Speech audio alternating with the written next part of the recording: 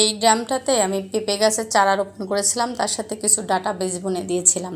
তো আমি রোজার মধ্যে 5-6 দিন ধরে আমি ডাঁটা তুলে শাক খেয়েছি আর কি, ডাঁটা শাক। আর এখন দেখেন এই ডাঁটাগুলো অনেক বড় হয়ে গেছে। তো পেঁপে গাছকে চারদিক থেকে ঘিরে ধরছে। ভাবলাম যে এই ডাঁটাগুলো যদি আমি এখন তুলে না দিই তাহলে আমার গাছ মানে চিকন হয়ে লম্বা হয়ে উপরে উঠে যাবে। তো এটা তো আমি হতে দিতে পারি না, কারণ আমি অনেক যত্ন করে পেঁপে গাছ লাগিয়েছি, মাটিটা সেই সুন্দর করে তৈরি করা ছিল। তো আজকে সবগুলো ডাঁটা শাক তুলে নিব। তা ডাঁটা শাক তুলে নিয়ে পেঁপে গাছের চার কোনা দিয়ে কিন্তু আমি কিছু জৈব খাবার এবং রাসায়নিক খাবার দিয়ে দিব।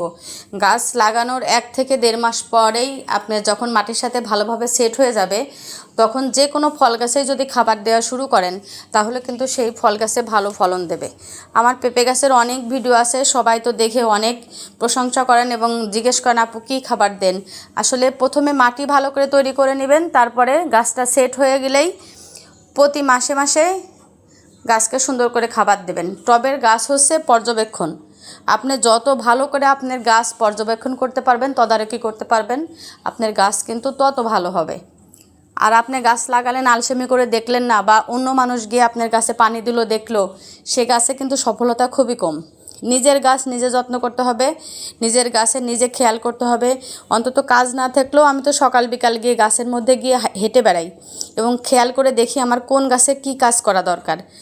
কোথাও আছে আবর্জনা হয়, আবার কোথাও আছে দেখা যায় খাবার দিতে হবে, এগুলো খেয়াল করি। এই টবটাতে দেখেন কত সুন্দর পালং শাক হয়ে গেছে।